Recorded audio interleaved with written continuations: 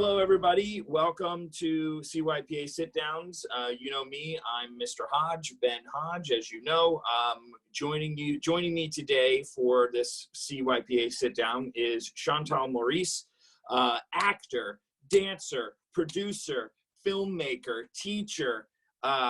She's got it all. An artist, I think, #1 overall. So I'm really proud and happy to have her here. So say hi to everybody, Chantal. Hey guys! Wow, that was an amazing introduction. You like picked me up. That was awesome.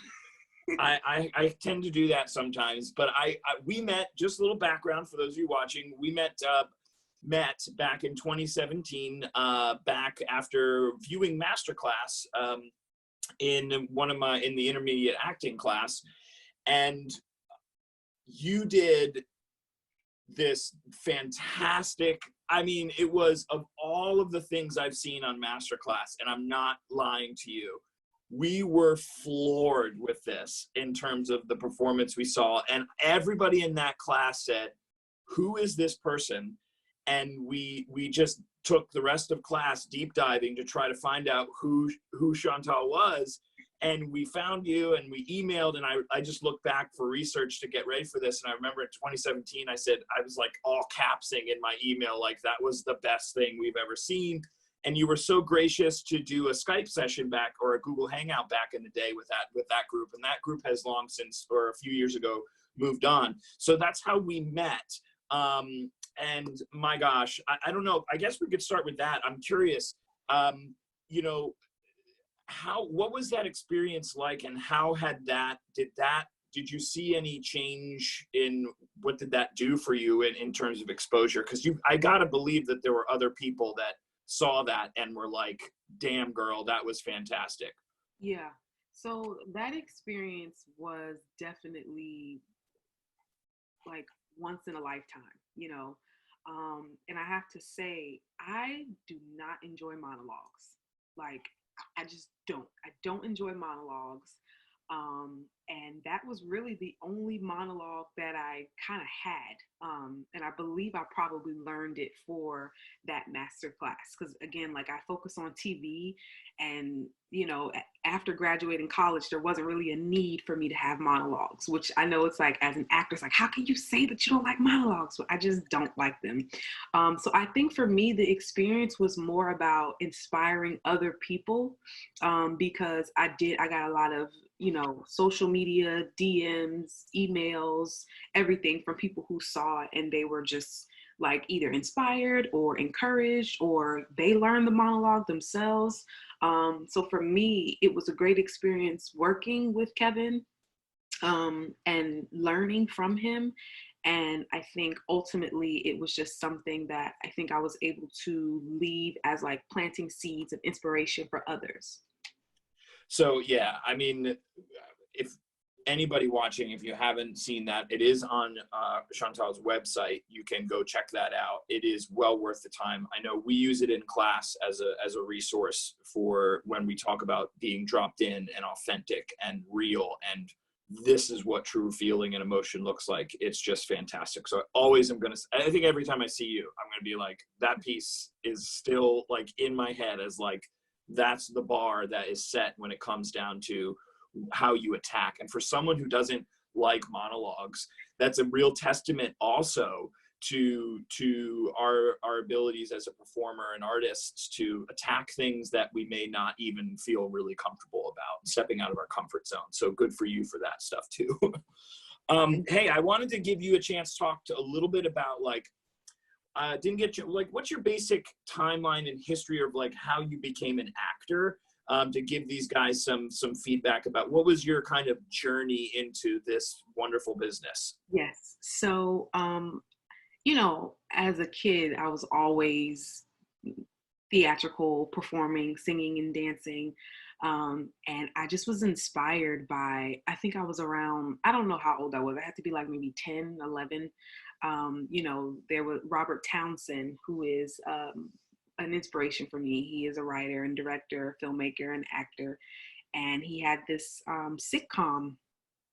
And for whatever reason, it inspired me to create my own sitcom. So that was just like my own type of a, like I always knew I wanted to be an entertainer. Like there was never anything else that I wanted to do. So when I was in middle school, I auditioned for a program. I'm from Columbia, South Carolina.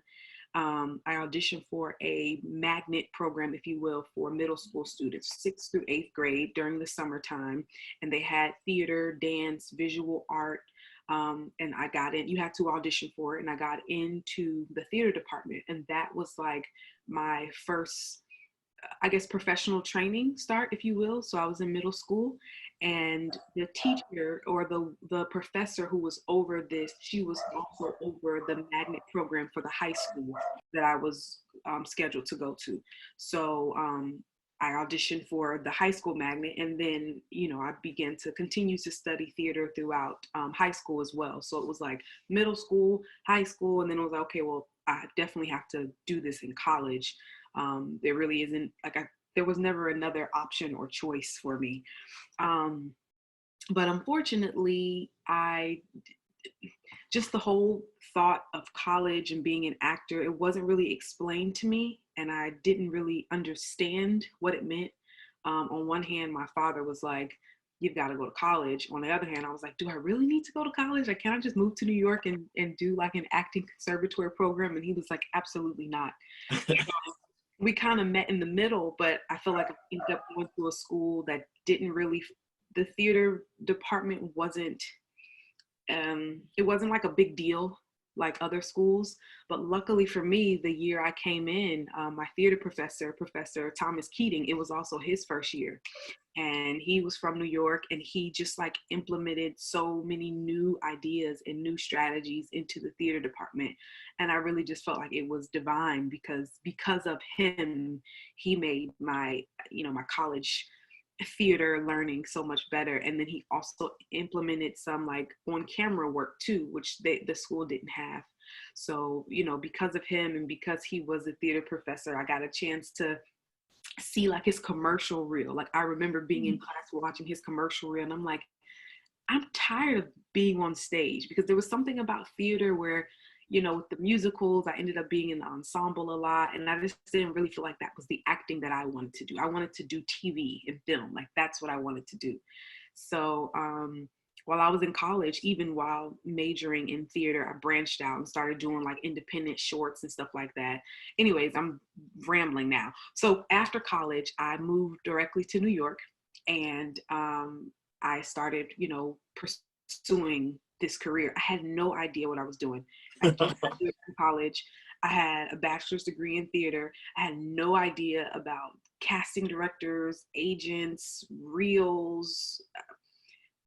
I just didn't know. I just knew the craft of acting.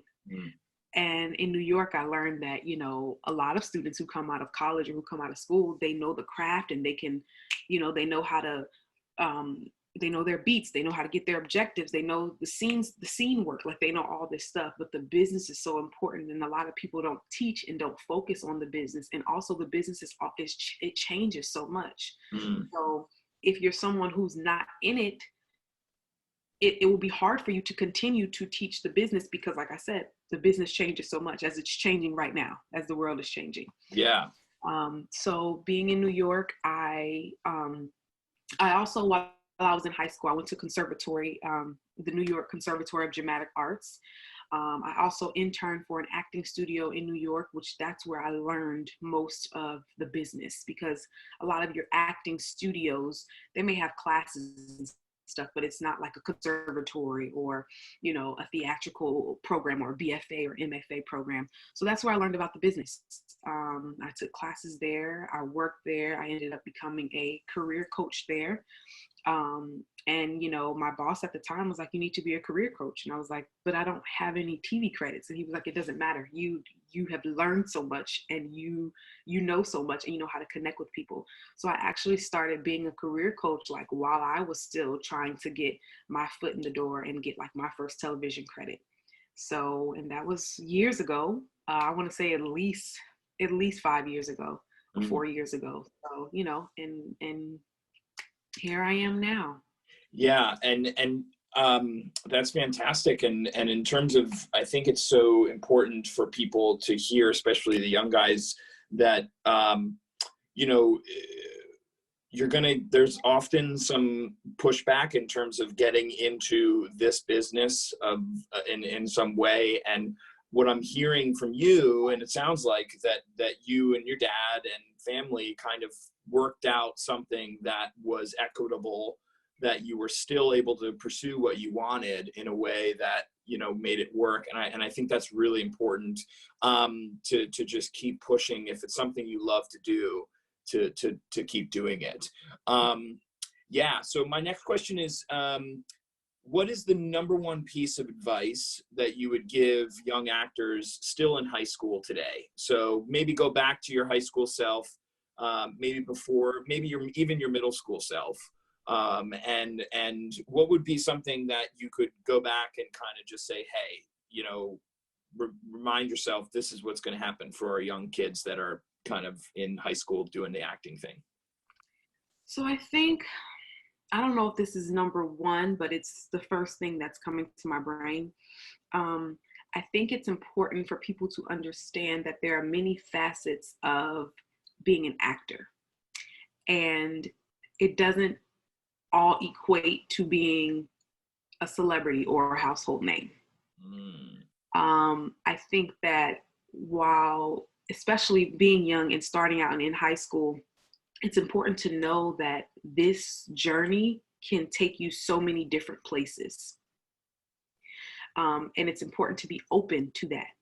You know, it may take you to moving and living in New York and working on a lot of off-Broadway theater. You may, you may end up doing a lot of theater. You may find that I like designing costumes. I want to design costumes for performers, for theatrical shows.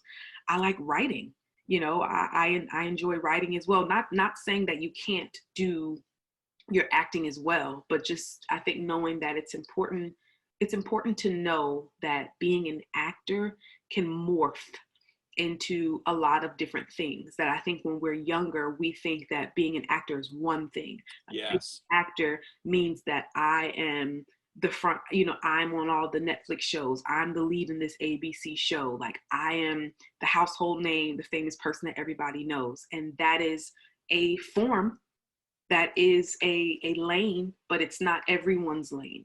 And that's okay.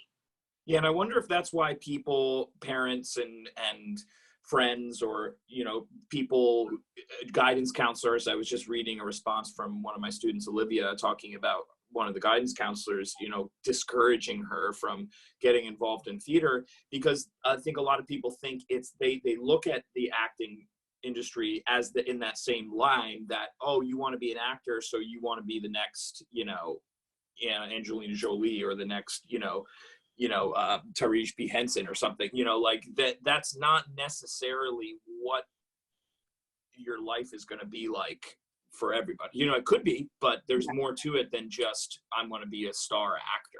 Yeah, I think that a lot of the times we focus so much on the craft, and at the end of the day, you still have to find a way to pay your bills. And I think that the narrative, the struggling artist narrative, is been just embedded in our culture and in our society for so long that, you know, a lot of our parents or guidance counselors or people feel like you can't make money being an actor. And that's totally not true.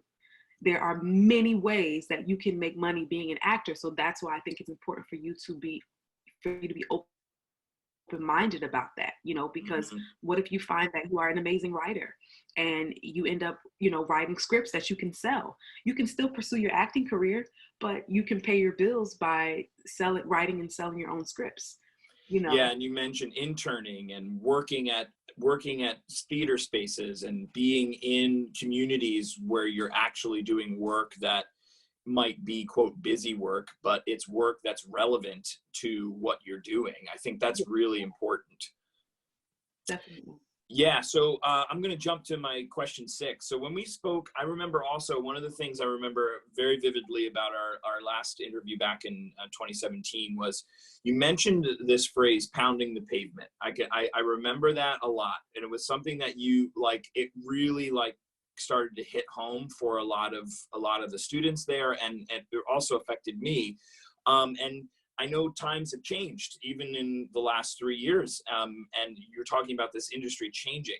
So my question is, can you speak a little bit more about how pounding that pavement, what that really means, as well as how is it maybe how has it changed in 2020 right now, especially with this pandemic?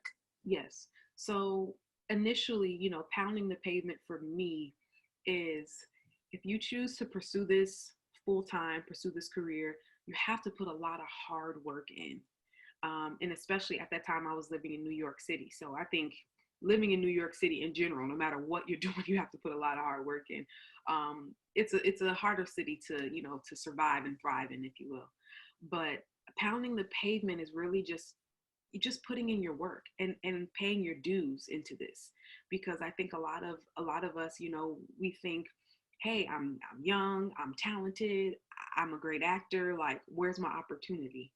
And for some people, the opportunities may be handed to them, but for the majority of us, they are not going to be handed. And we have to pursue these opportunities. We have to work for these opportunities. We have to start out doing independent films, student films, building up our reels, building up our resumes, networking, meeting people, collaborating with other artists. Like, all of that is a part of the hustle and the grind. And that's what I mean by pounding the pavement. Mm-hmm. Just paying your dues, doing your work, and planting seeds.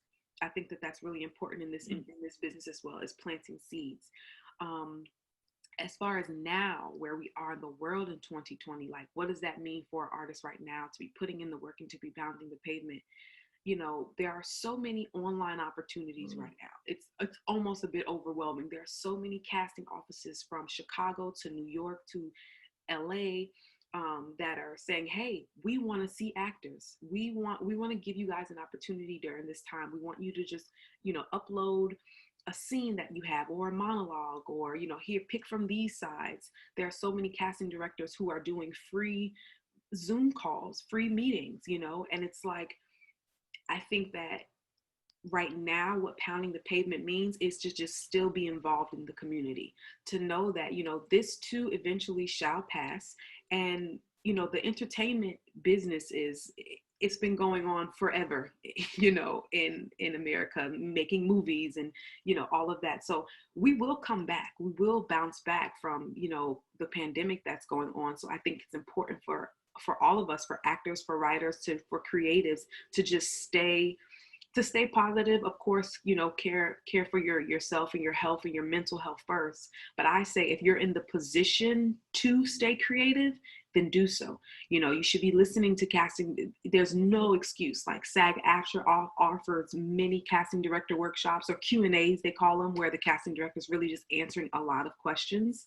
And especially if you're new to this business, like, a lot of it, some people may already know, but if you're new to this business, you need to be listening to casting directors from all over answer questions. You should be trying to participate in, different activities where there's an opportunity for a casting director who you don't know and who you may have never met to see your work. Mm-hmm. Yeah, I mean, that is so true. And I think that, it's very easy to, I think we all had moments where you're like, wow, I have a lot of time now, or we can't go anywhere. So it's easy to, put on Netflix, or, take a nap, or go for a walk, or focus on other stuff but really getting your reel and working on, do you have a solid scene / monologue that you could put together for a tape, just in case when things start opening back up? So I think that's just really smart, and a really good reminder. So what's one big misconception people have about the business, or about acting, that maybe you'd like to clear up? Or in your experience, you've had some I think there's any misconception that you'd like to be like, it's really not necessarily like that all the time? That's a great question.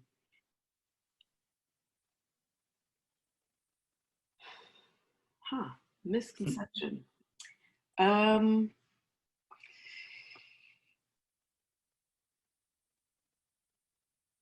would say one, I think that maybe people who are not actors or outside of the business, they don't realize that I think it's easy for people who are not actors to watch TV and watch movies and say, oh, I could do that. You know, Yeah. they see a role or they see an actor that they love and they're like, oh yeah, I could totally do that. And I think that that's probably one of the biggest misconceptions, is that people don't realize all of what we put in to this, as far as like the money that we've invested over time for headshots, for wardrobe, for audition, like all of this stuff. People don't realize the amount of work that goes into it. So I think a lot of people think like, oh, and especially now with the rise of like social media and a lot of like social media skits and, you know, just a lot of things like that, where people are like, oh yeah, well, I can create a funny skit on Instagram. Like I'm sure I can be a lead on a TV show. And I think that that's a misconception, because it's a lot of work that goes into this business. So yeah, I think that would Yeah. be. Yeah, that's a great segue into one of the things I wanted to talk about, because I was taking a look at your resume and you've been getting a lot of looks like fantastic guest stars and co-stars on some network and some big shows and just shows in general. So you're working, you're doing it. What is it like on set? What are some things with your firsthand experience of being on set on like Quantico and or Blue Bloods and some of those shows? Like, what's that like being on set, even for, you know, explain that a little bit. Yeah, so it's interesting because every set you go to is going to be different. But I will say that if it's your first time doing like a co-star role on a TV show, on a network show, it can be intimidating. You know, it can be intimidating. I think there's a syndrome that people say. I forgot, I can't think of the word now, but it's almost like when you work so hard to get something and then you get it, and then a part of you feels like, do I deserve to be here? Imposter syndrome. There could be some imposter syndrome that sets in if it's your, like if you're new and you're starting out, because it's like you're working so hard to get this opportunity, and then once it comes and now you're like, oh shoot, like this is a real thing. Like there are tons of people here, there are tons of PAs running around, there's equipment everywhere, you know, the sound guy's trying to mic me up while this person's trying to put a prop over here. I mean, it can be a bit intimidating, especially for your first time. But and then after it's done, it's like, wow, that was like the best experience of my life. So I've done shows where I was on set for as little as 7 hours, and I've, you know, recently my latest project that's coming out, it'll be coming to Netflix soon. It's a project called Teenage Bounty Hunters, and I worked on that show for a couple of weeks, and it just felt so good. The director, she was amazing. And that's also another thing that I've known, that I don't want to say it dictates my experience, but it has a lot to do with my experience, is really the director, the other actors that I'm working with. Another great experience when I worked on Queen Sugar. I mean, the director, Bola, amazing young director. All of the actors were just so great, like, and so giving. Like, it didn't matter that I was only there for that one scene and that one day, but they gave it, even when it was just my take and they weren't in it, they still gave to me. And it was just that's such a great feeling. Like, working on projects like that, it just makes you feel so great, because it's like, hey, it doesn't, like, you're the lead of the show, but we're in this scene together. Like, Yeah, we're scene partners. And you know, that helps the on-set experience. But I mean, you know, you have trailer, you get hair and makeup done, so it's really very rewarding, especially after all of the work that you put in, you know, to be on set. yeah, I can imagine. And in terms of if I had any students that I get a few per year that I think are very, very serious about kicking tires, or more than just like looking into it. They have the support, they have the backing and the family. In terms of, what steps would you recommend that they would take, in terms of, they have to finish their high school still, obviously, but in terms of if they wanted to start submitting to agencies, what's the best way to go about looking for agencies that are taking, besides maybe Googling it, or just looking online, or asking people? What's the best bet for people who are maybe really serious about, like, hey, I think I want to do some tapes and send some stuff out. I have some headshots that I want to throw out. Yeah. So it really depends on your location. That's that's going to help you do the research on the agencies that are currently like open, available, and looking for talent. So I know in New York, there were these little booklets that you can buy called the Henderson's Guide. I think at one point they were called the Ross Report. But I know Atlanta even has them too. I'm not sure of the name, but you usually have to pay for them, and they're usually like paperback, like little booklets, and they will usually list all of because you want to go with a SAG franchised agent. Right. So, and SAG can always provide you, again, depending on your location, can always provide you on a list of SAG franchise agents in your area, in the area that you're in. So that's the first thing that you want to do. That's going to help you steer away from scams. Yeah. That's the first thing, is you want to research the legit agencies.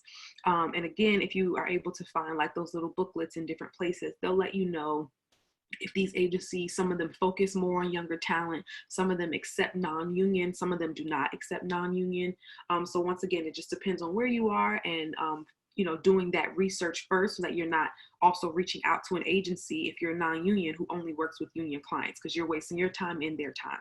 Right. So the research is very important first. And also, I like to tell actors that when you're looking for an agent, when you want an agent to work with you, you have to market yourself in a way where when they see you, they see, oh, I can see this person going somewhere. So what I mean by that is that it's not really up to the agent to just, see someone and say, you know what, I'll give you a chance, because those days are long gone. So you almost have to show yourself approved. You have to come to the agent. You have to say, listen, this is why you should want to work with me. These are my headshots. You have to know your type. You have to know, like, these are the shows, especially, again, it depends on your location. The shows that currently film here, these are the shows that I could see myself on playing these type of roles, being very specific. The more knowledgeable you are about yourself as a client, as an actor, as a talent, the more likely they will want to take you on. But if you're just like, hey, I'm talented, I need an agent, it's like, okay, join the club. Yeah, so to get in line, right? Get in line. So you have to really do the work in setting yourself apart. And I think that comes with having headshots, like very marketable headshots.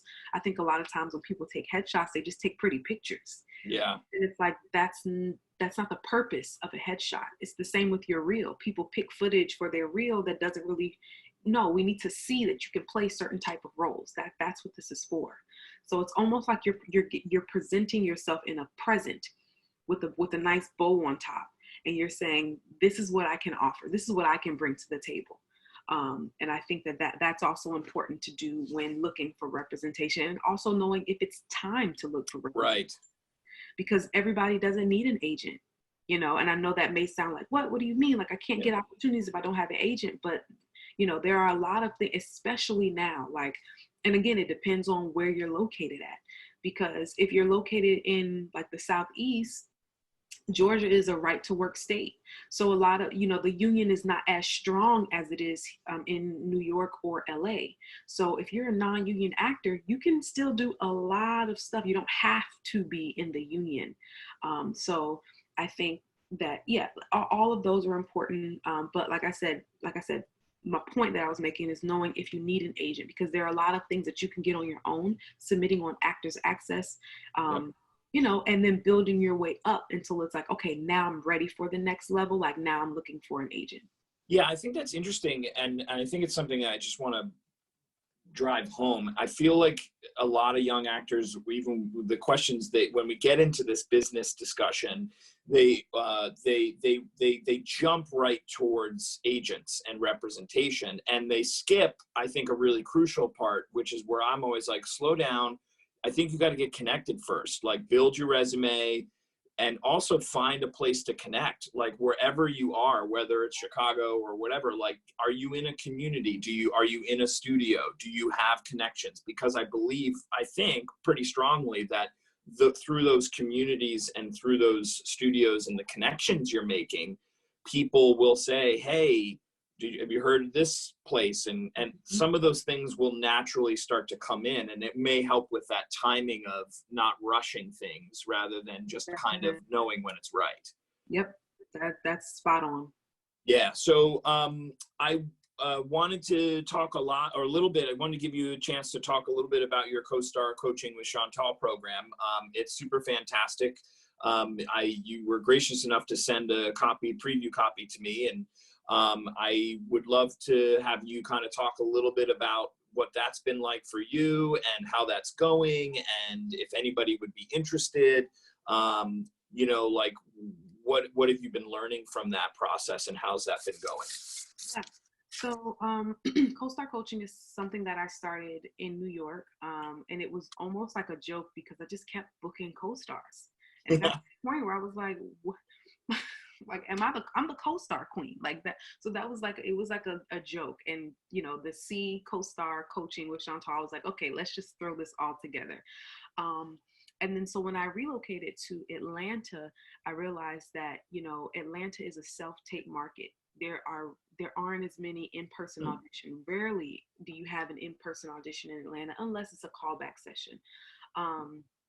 And so what I realized is that in order for me to coach someone, I also have to put them on tape here in Atlanta, because it wouldn't make sense for me to coach them and then for them to go somewhere else to be put on tape. So that's how the business grew. What it grew into was also like offering self-tapes because of the need, the need of self-tapes here in this market. But so pretty much, what I do is I'm an audition coach. And so I like to attribute a lot of the growth of CoStar Coaching to my relocation to Atlanta, because I'll tell people all the time, in New York, I was averaging about maybe two or three television bookings a year. And those for me typically came towards the end of the year during episodic season. It would come anywhere between August and November. I would book work. But other than that, I would audition maybe a couple of times a month, but, and I thought that was normal. And so last year in Atlanta, I booked 5 TV shows and 2 movies in 1 year, all from self-tapes. Wow. And so what I realized is that now when I was in New York, I was still submitting self-tapes in the Atlanta market. But when I got here, I realized that I had no idea what I was doing when I was in New York submitting self-tapes, because nobody was focusing on self-tapes. There weren't any techniques to self-taping.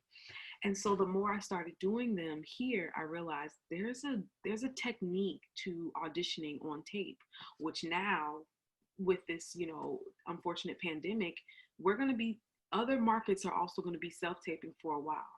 So I think it's really important for actors to just hone in on their audition skills, and in addition to their audition skills, their self-tape skills. So with CoStar Coaching, I primarily focus on audition technique and a lot of self-tape audition technique. So I coach actors all over. I coach actors, help them with their auditions. Like I have clients in New York, like before this pandemic happened, and I would coach them via Zoom for their audition, and they would have their in-person audition. Here for my clients in Atlanta, they come to my space, we coach, we work on the material, and then we put it on tape. So yeah, it's really audition coaching. I like to make it clear I'm not an acting teacher. I'm an audition coach. So I focus on, helping you in prep so that you can have, present the best, a producer worthy audition is what I say. You have the opportunity to audition, but you want your tape that you send in or your in-person to be a producer worthy, meaning that you want it to be passed along to producers. After that, it's out of your hands. But it's your job to produce a producer worthy audition.